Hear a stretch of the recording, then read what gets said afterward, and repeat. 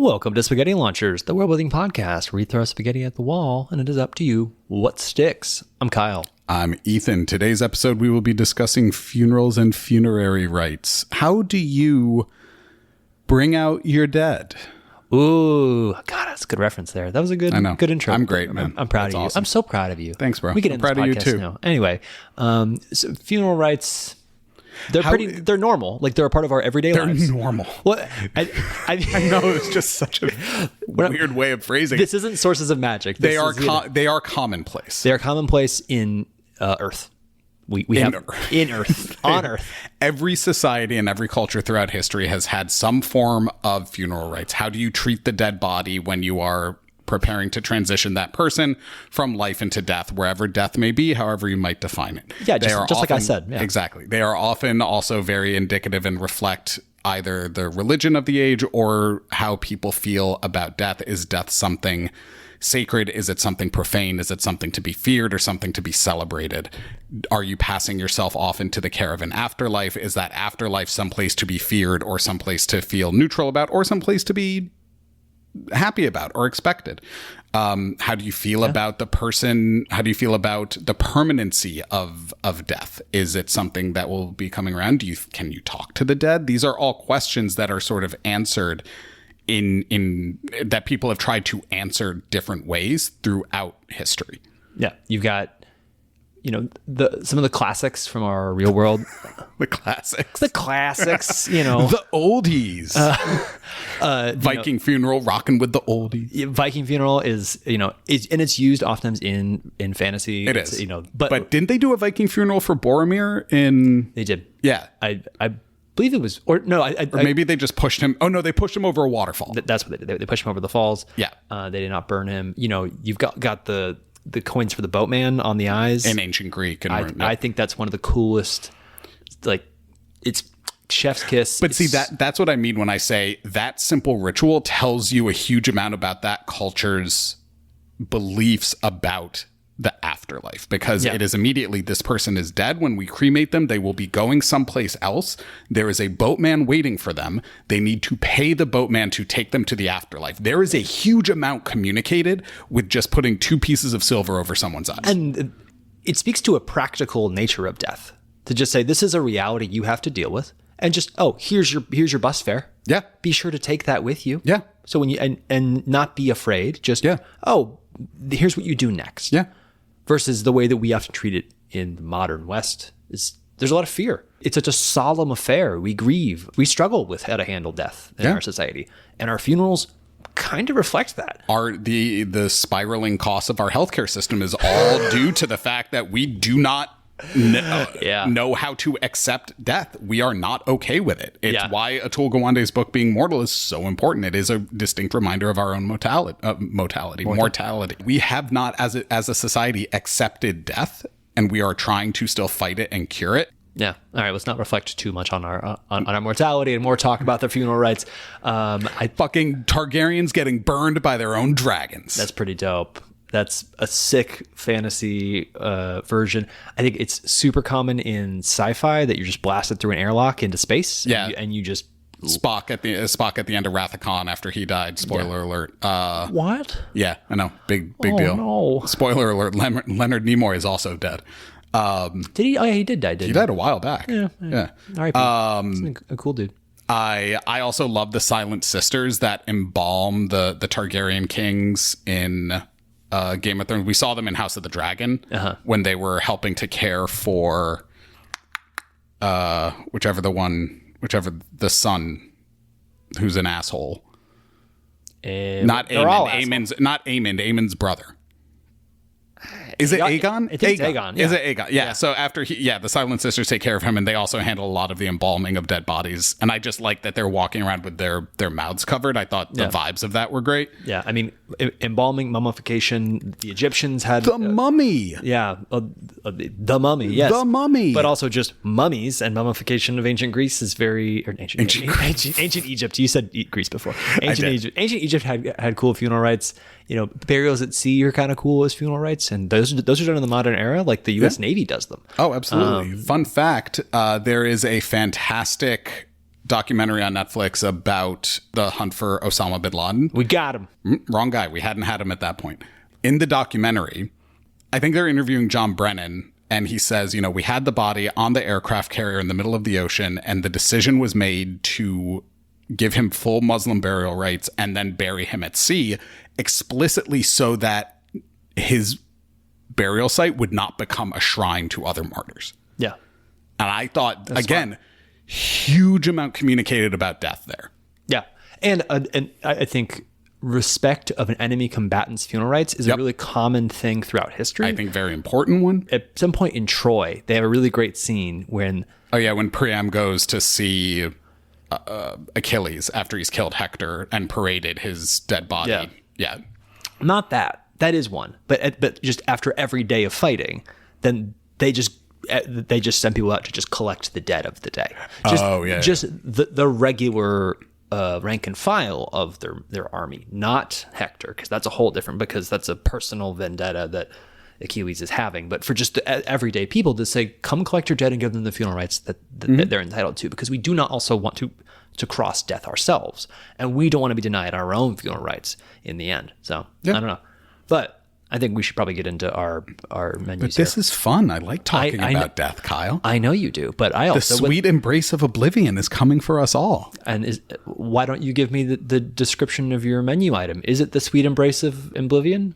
Is coming for us all? Okay. No. Sunrise, sunset. Oh, beautiful. Yeah, I know. Poetic, sing-songy. What have you got? The most on-brand idea that I've ever had for this podcast. Oh, shit. But you're going to go first. Is this... Nope. We'll get to mine. You get assassinated. That's it. End of idea. All right, you go first. By a political faction in a bus terminal. What? You love transportation hubs. Oh, okay.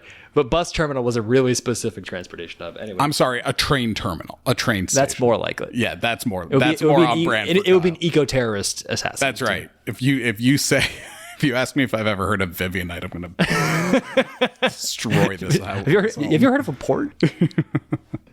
The assumption is that this is for a solar-themed or sun-worshipping society, religion, tribe, empire, something. You don't need that to be there, but it helps a little bit. Okay. Basically, when the spark of life is associated with the sun. And so people talk about life and death in terms of how many days you've been alive, cycles of the sun around the earth. Everything is very solar focused. That's sort of important here. So a funeral is when someone dies, and their light goes out. The funeral occurs at sunset. And instead of wearing black or white, which are more common in the real world, black, you're signifying mourning, white, you're signifying purity of life or death or something like that. This society will actually wear the colors of a sunset. So everyone shows up in shades of red, orange, pink, yellow, signifying the sunset. And then as the body is entombed in the ground, much as the sun sets over the horizon, the body is entombed in the ground. The people will actually follow the body down into the ground, and for a period of mourning, maybe a day, maybe a month, a week, I haven't fully quite decided yet, they will actually live underground in pure, complete darkness for that time, for the period of mourning, to commemorate and be present with the body, the light that has gone out. And then they are informed when the sun is rising, and they come up out of the ground again in those same colors, which are obviously the same colors as the sunrise. So as their period of mourning, they go in for what they call the long night, and then they come out of it. And that is the whole funeral process. As you are lowered into the ground, you are accompanied by your family and others who live underground with you as you are ushered into the dark, so that you are not going alone. And then they come up out of it after you have passed. So you're not being lowered into a grave. You're being lowered into like a... It's more like a mausoleum. Yeah, so there's a structure. Yeah. Okay, yeah, that was my main question, was how the hell is this happening? Sorry, I should have clarified that. Yeah. So you are entering a underground mausoleum, a crypt, catacombs or whatever. You go down. Choose your favorite word. And then... Your body is entombed, and at at sunset, it is taken down by all of these people in the shades of orange, pink, yellow, red. But then they get to like, there are like beds or there are benches. There are facilities down there that they need, but they have to live down there in complete darkness. Okay. And I think I'm going to add a note on there now as I'm talking it out, perform additional rituals meant to usher you into the afterlife. So they say certain prayers, they do certain whatever it is, but it's all done in complete darkness. I think. And then again, once everything is done, they are informed when the sun is rising, and the last part of the ritual is them returning back to the sun and back coming up out of the ground. I think it's a fantastic idea. I like it I like the mystery that you don't actually know what happens down there. They're like they're doing the audience doesn't know. They like, you just know, that person just came back from, this funeral. He's been living underground for, a week or however, whatever the period of time it is. And it's just simple as that. And it's evocative and begs questions as to what you doing underground for that long. Yeah. What do you do down there? Yeah. And the assumption would be that there'd be mourning or whatever, but then because the ritual is, it could be fun to create additional rituals, but I think I love coming up with rituals. I know you do. It's so much fun. But I think as a ritual in and of itself is complete. And I don't think, complete. And Absolutely. I don't think you need additional rituals. I think they almost diminish the importance of the big one, because then it's just go be with this person, mourn them underground. And then come back. And it could be something you could discover, the audience could discover later. It's something just as simple as, we are just saying prayers. We're just, and maybe it's just up to the individual group. One family makes it religious and they pray a lot. One family just tells funny stories about the person.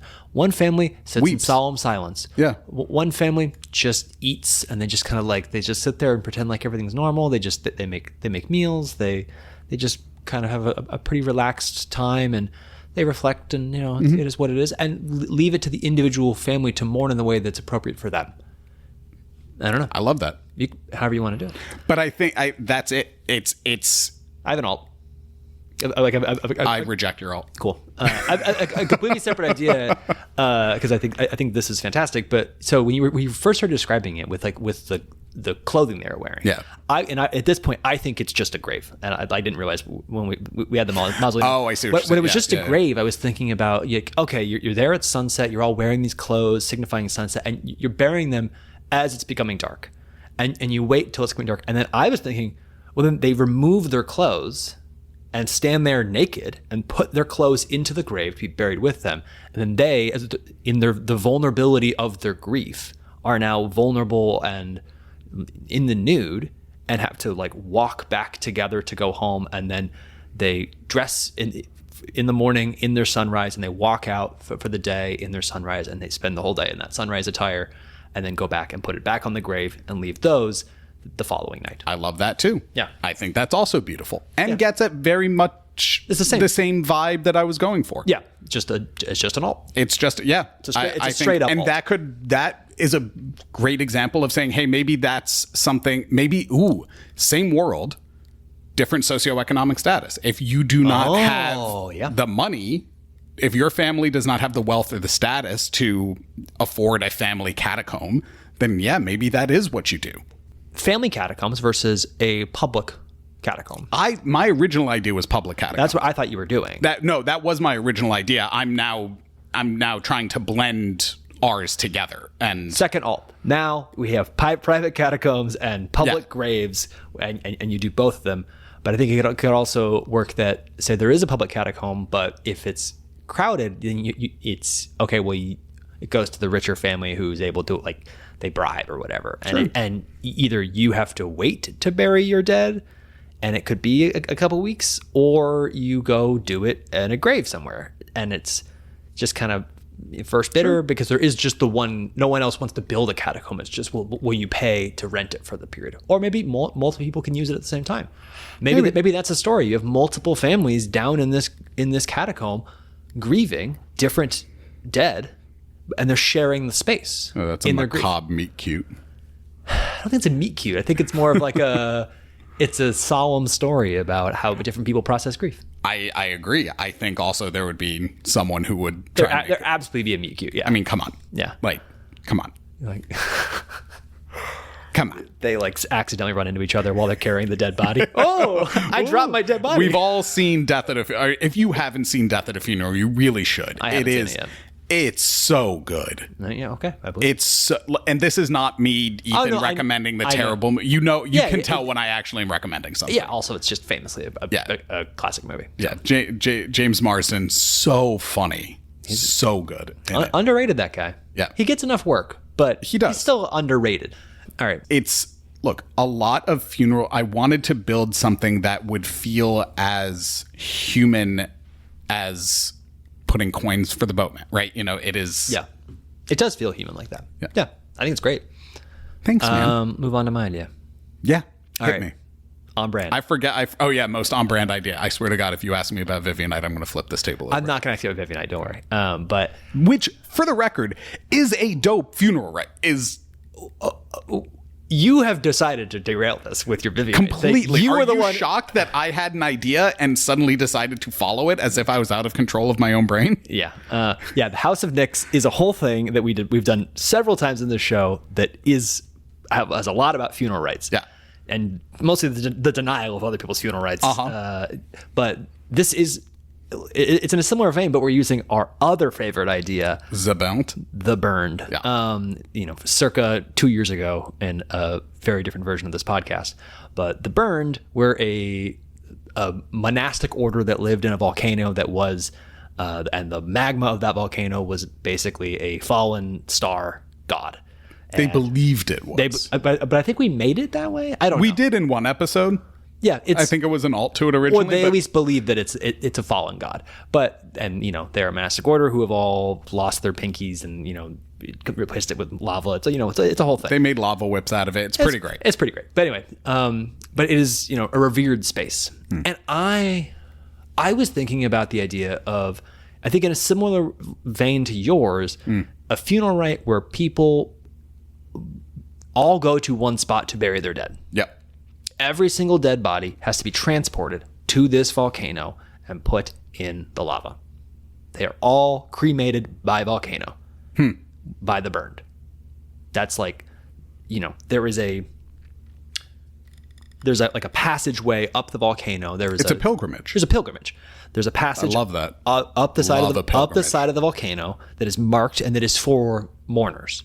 And anybody can use it at any point. You can have a traffic jam of people trying to go in there, but that is the way you go in. There's a separate path into the volcano for other business. Yeah. But for like the chamber that is dedicated to funeral rites, you go in there and then you can put down your dead, and there are monks here who are prepared to provide funeral rites and to speak and to do whatever you need to do. And you just kind of walk in. It's 24/7. It's always available to people.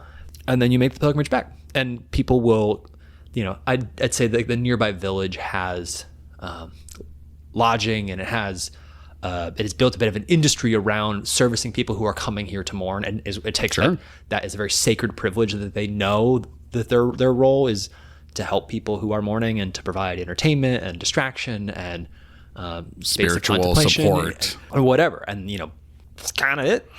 I've got alt/notes, not necessarily alts, but more just deepening. One, I think, and obviously I love this idea. I actually had an idea similarly where it actually led to me Googling, does lava glow in the dark? Because does it? It does. Well, if it's hot enough. Famously, we made a bunch of lamps that do it. Yeah. So that took me a second to process. That was very funny. Thank you. Got there eventually. Because I was thinking of for the burned, the burial happening in a cavern underground, but that was lit only by the lava. Oh. And so I thought that was kind of cool. I hadn't fleshed it out beyond that, but you can see how that then led to the sunrise sunset idea. Yeah. But I also love the scene in Lord of the Rings when the ring finally falls into the lava in Mount Doom and it sits there for a minute before it collapses. Yeah. The families and the loved ones all get together and build an altar, almost like, I'm thinking similar to I forget what they're called in Spanish, the altars that people build for Dia de los Muertos when it's all about what did this person like and love. And you just put little trinkets and trinkets and memories of them or pictures of them. And then as it goes into the volcano and into the lava, you all stand there and watch it sit and and then it finally dissolves, and you stay there until the body is completely dissolved into the lava, and then you're all free to go. What if instead of, and this is super nitpicky, it doesn't really matter, but that you don't build the raft, the burned have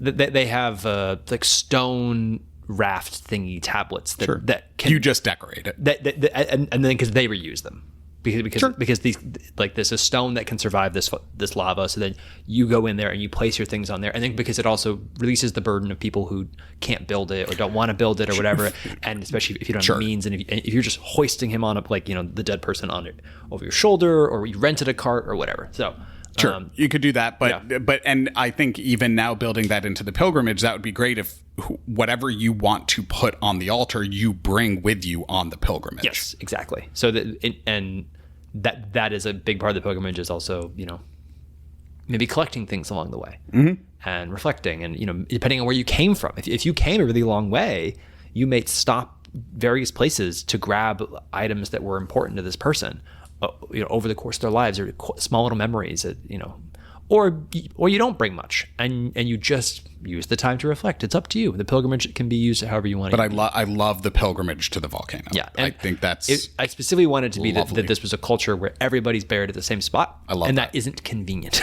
Yeah, necessarily. Unlike House of Nyx is very much everyone's buried in the same spot for a very specific reason, which is the mausoleum comes to you. Yeah. The grave robbers come to you. Yeah, right. But in Soviet Russia. Russia better you?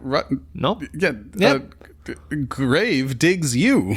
Something like that. I'll play with it. Anyway, yeah. I love that. The pilgrimage. I don't know that there's more on that. Very cinematic. Very cinematic. I think I often look for cinematic ideas. Yeah. It feels like a cinematic idea. I like the visual of it. Idea. I like the visual of the burn, just showing out the visual volcano, that imagery of the ring of Gollum, same thing when they fall in the volcano. I think that imagery is impactful. And not just because Lord of the Rings has been watched so many times by both of us, but because I think that is like the juxtaposition of somebody being put into a substance that will unmake you. No problem. It also evokes ashes to ashes, dust to dust. Yeah. And we go back to what we come from, to what we were originally made from. And I think to your point about what does it say about a society and its relationship to death. And this one, it says, death is, like there's a completeness to this. There is no trace of your body remaining. You are gone. There is no ashes. You are back to the earth. Yeah, there is no ashes of these bodies. They are gone. They're just fully gone. And all you have is the memories of the person, because you're also probably burning these physical, not reliquaries, but relics, physical items. Yeah, like you're bearing their belongings and their possessions that would otherwise serve as potential reminders of that person. So there's a finality to death in this world that I think would normalize it. Sure. And to add this communal element, you stay at this village nearby. You are surrounded by people who are going through the same exact process. There is when you go to a funeral in our world, it's all about you and your family, and then you often forget that there might be somebody having a funeral in the room next door. Same exact feelings that they're experiencing is what you're feeling. But there's a disconnect. There is no community in that necessarily, because you're not usually going to interact. But what if you were interacting, and would there be comfort in that? Would this entire society be able to be more intertwined and have a better community because they go through these experiences together? I don't know. Maybe it's a closer knit society. Depends on the society. I want to believe that this would be a society that has a community feeling that is far stronger, because they treat these things as a bit of a communal grief. I agree. So I would love for that to be the case.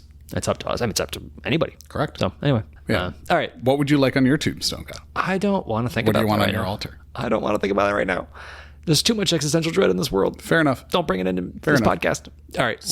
If someone doesn't put like a bottle of Diet Coke or Coke Zero on mine, I'm gonna not feel seen or understood.